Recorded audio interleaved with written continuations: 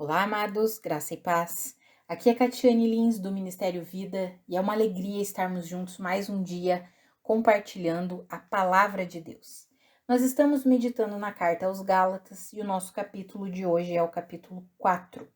Eu quero ler com os irmãos, compartilhar um devocional extraído dos versículos 28 até o 31. Está escrito assim: Vocês, irmãos, são filhos da promessa, como Isaque.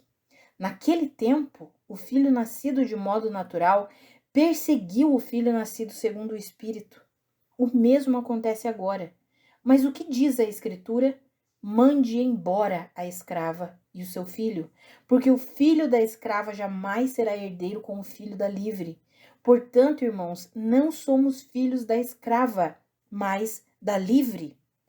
Mas aqui nesse capítulo 4, o apóstolo Paulo explica que a lei teve, ele veio explicando no capítulo 3, perdão, que a lei teve um propósito, foi acrescentada por causa das transgressões.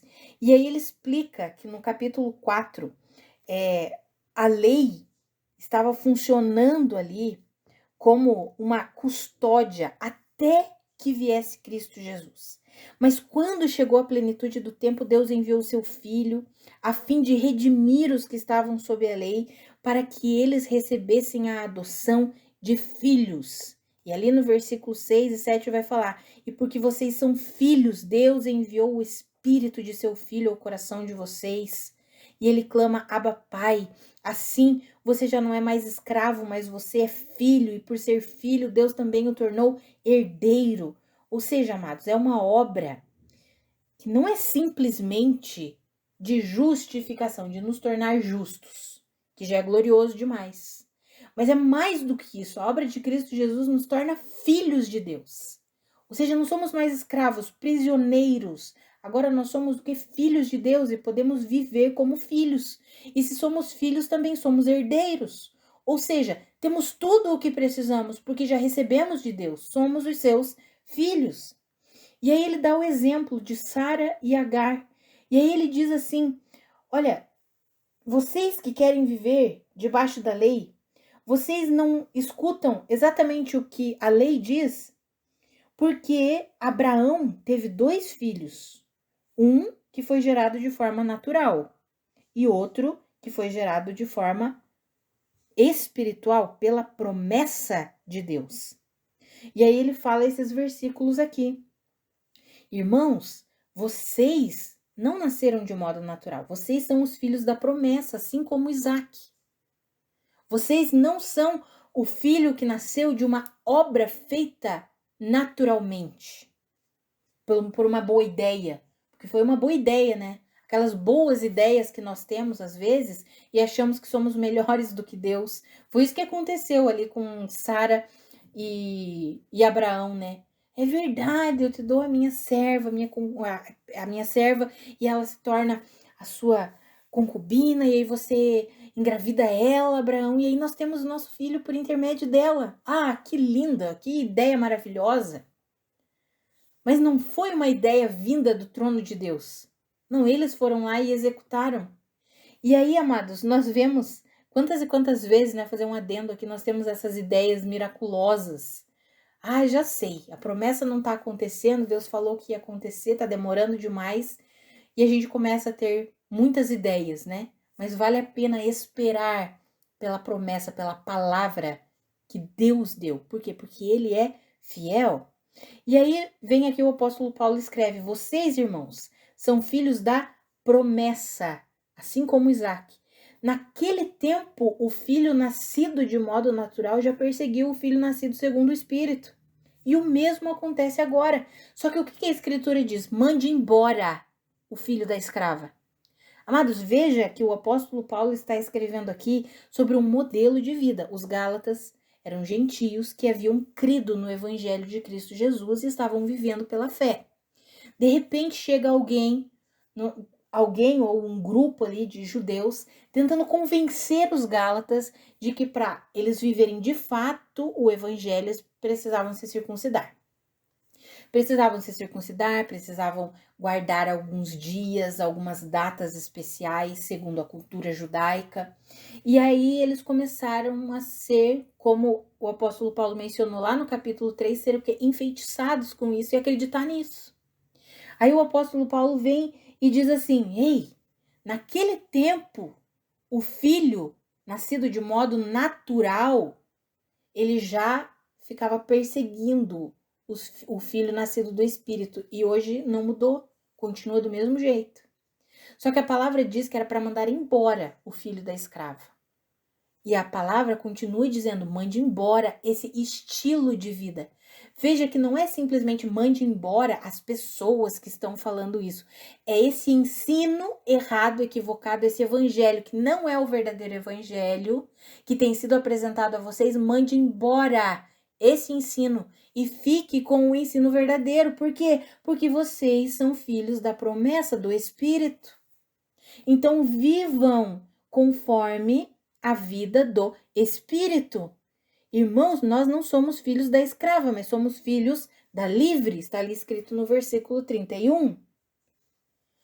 Amados, nos nossos dias, é o que eu mencionei na sexta-feira, sobre essa estrutura mental de uma vida de produtividade, mas uma produtividade meramente religiosa. E eu coloquei ali na sexta-feira, né? Nós não fomos chamados meramente para produção. Nós fomos chamados para frutificação. São coisas diferentes. E é basicamente esse modelo de pensamento, de modelo de vida, de estrutura, de se pensar, de se raciocinar, de se argumentar.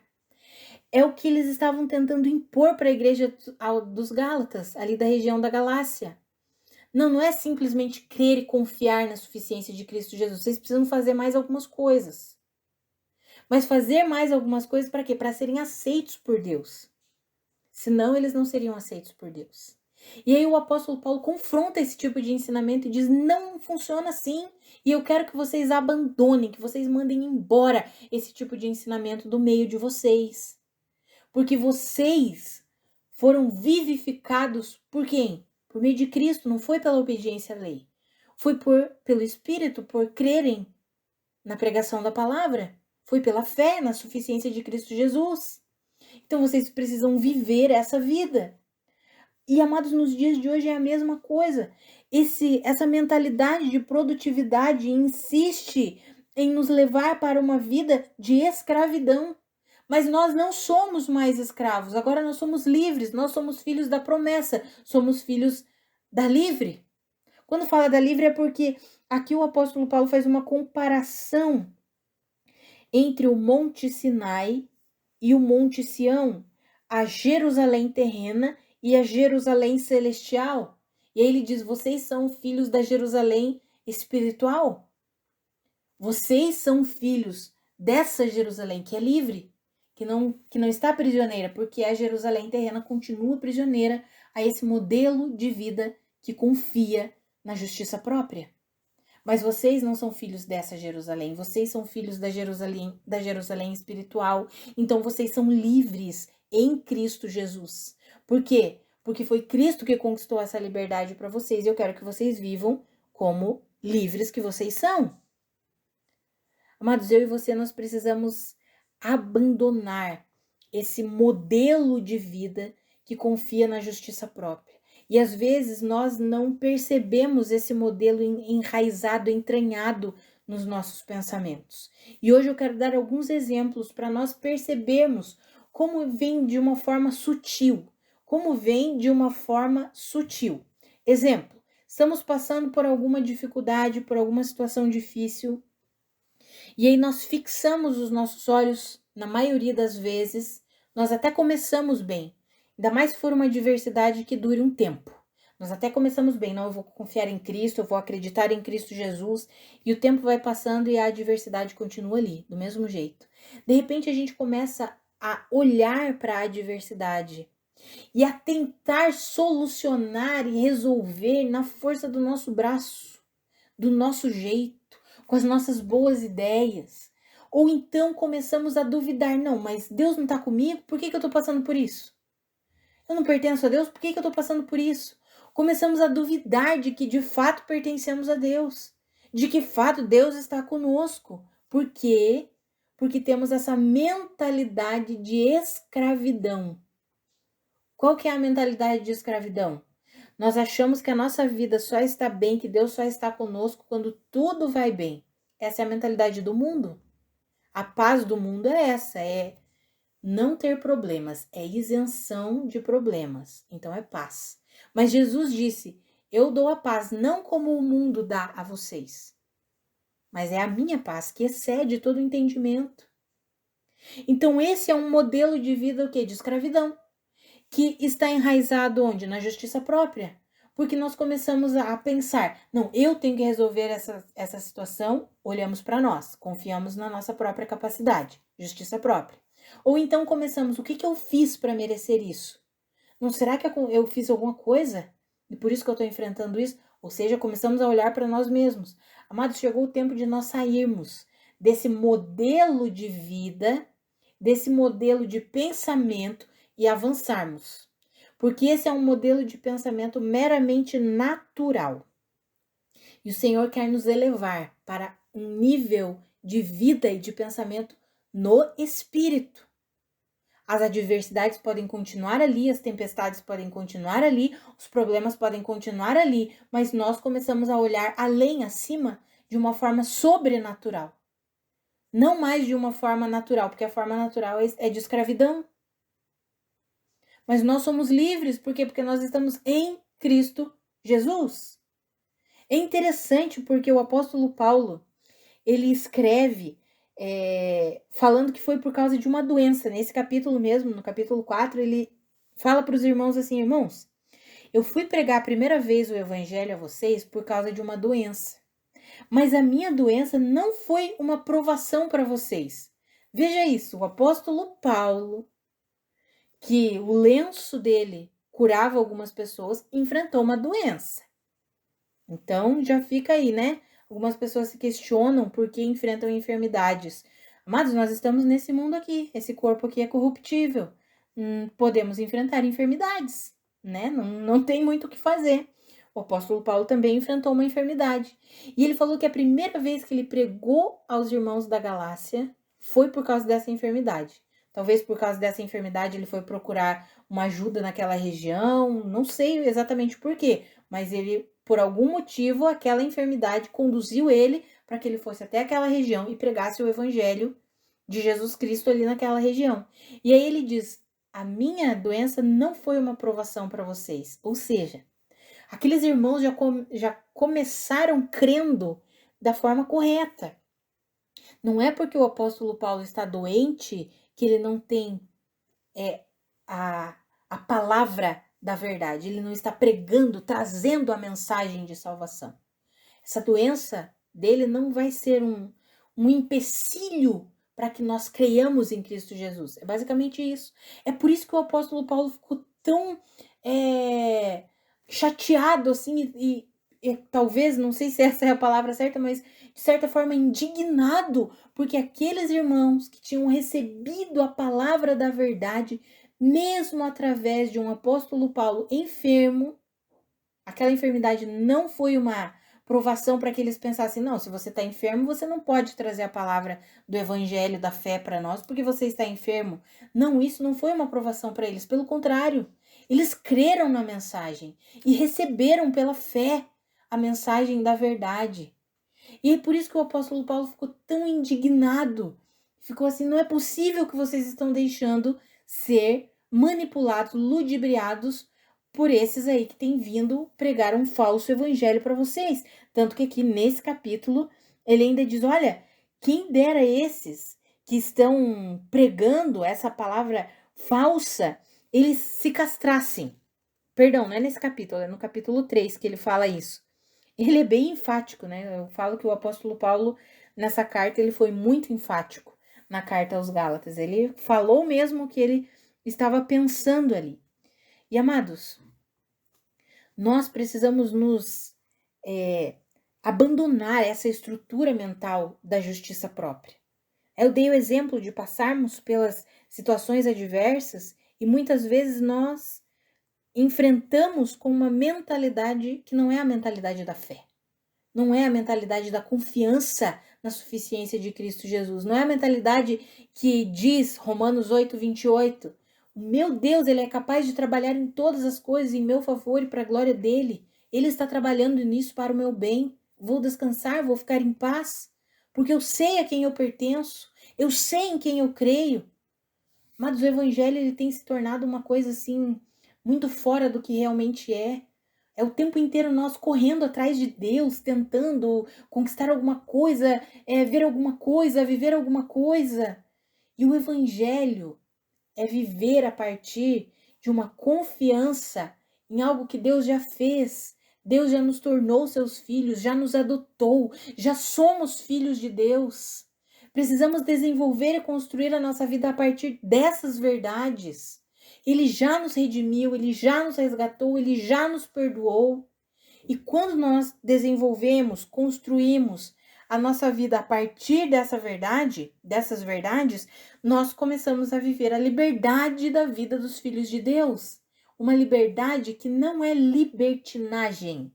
Eu já mencionei isso antes em outro devocional aqui de Gálatas, que nós precisamos avançar, né? Chega dessa graça que leva à libertinagem. Isso não existe. A graça de Deus nunca nos leva à libertinagem, porque a graça de Deus é Cristo Jesus e Cristo nos leva para a presença de Deus. E estando na presença de Deus, ninguém vai continuar libertino, ninguém vai continuar a mesma pessoa, vai ser transformado de glória em glória, de fé em fé. Então a gente precisa avançar, amados. A gente precisa amadurecer. Nós temos vivido um tempo, uma geração em que a igreja, por causa das mídias sociais, tem se multiplicado, as informações têm se multiplicado, muitos ensinos se alastrado de uma forma assim que eu não sei nem explicar, mas nós que somos filhos de Deus, maduros, entendemos isso. Ei, eu nasci de novo por causa da obra de Cristo. Foi Cristo quem conquistou essa vida para mim. Nós precisamos avançar, sabe, amados? Sair de um cristianismo muito infantilizado, muito natural, muito com uma mentalidade muito terrena, com essa mentalidade de escravidão. Chega, nós precisamos deixar isso para trás e avançarmos na mentalidade do verdadeiro evangelho, da fé na suficiência de Cristo Jesus, dedicarmos tempo com a palavra de Deus, tempo em oração, para aprendermos a discernir a voz do Espírito, a direção do Espírito. Porque a vida com Deus, a vida de fé, é uma vida sendo guiados pelo Espírito Santo, sendo conduzidos pelo Espírito Santo. E não tem como nós sermos conduzidos pelo Espírito Santo sem conhecermos o caráter de Deus, sem conhecermos como o Espírito fala, ministra o nosso coração, sem conhecermos as verdades de Deus. E tudo isso nós conhecemos como? Com um intenso e profundo relacionamento com a palavra e com Deus por meio da oração. A palavra escrita de Deus para nós é uma bênção. É uma bênção, amados. Nós conhecemos aqui o caráter de Deus, entendemos como funciona o pensamento de Deus, e aqui na carta aos Gálatas nós podemos compreender, não é um pensamento de mérito, não é um pensamento de justiça própria, é um pensamento de confiança na obra de Cristo. Vivificados por Cristo, redimidos por causa de Cristo, resgatados pela obra de Cristo.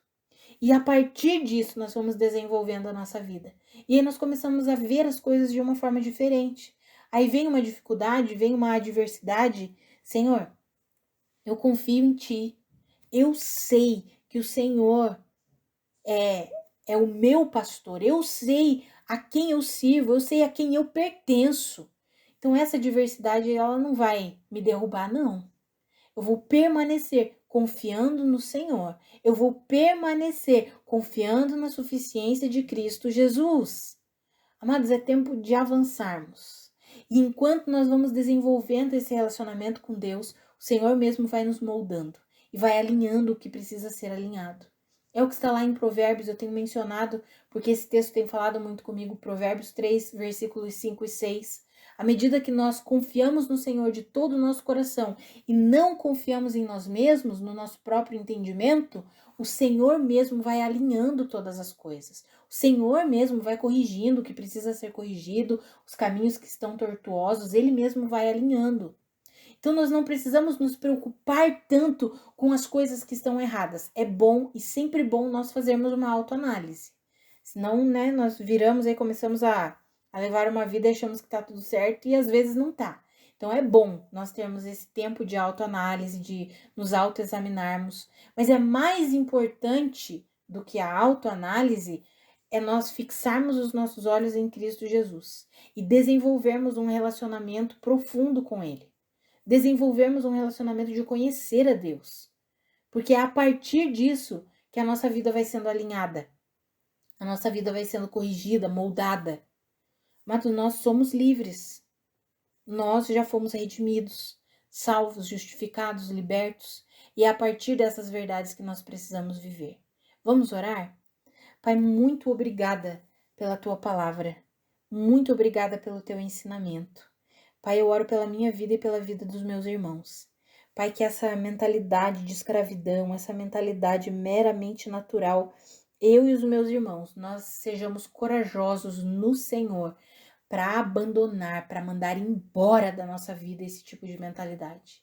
Que eu e os meus irmãos comecemos a nutrir em nossa mente e em nosso coração a mentalidade de filhos de Deus, filhos amados de Deus, somos filhos, somos herdeiros. O Senhor fez isso por nós. Não é algo que nós conquistamos, foi o Senhor quem fez. E nós recebemos pela fé e queremos construir a nossa vida a partir dessa verdade. Estamos em Cristo, somos filhos de Deus. E a partir dessas verdades, Senhor, nós queremos desenvolver, desenrolar a nossa vida. Ah, Pai, nos ajuda nisso. Queremos mandar embora toda estrutura mental, toda forma de pensamento que está contrário à verdade do Senhor. E queremos alimentar os pensamentos que estão coerentes, pensamentos de fé, pensamentos de confiança, pensamentos de que sabemos que o Senhor é um Deus que fez uma obra completa em nosso favor. Ah, Pai, nos ajuda a vivermos assim. Nos ajuda a mandarmos embora todo estilo de pensamento contrário à tua verdade, Pai. Em nome de Jesus. Em nome de Jesus. Amados, que a graça e a paz de Cristo sejam multiplicadas sobre a sua vida. Um grande abraço e até amanhã.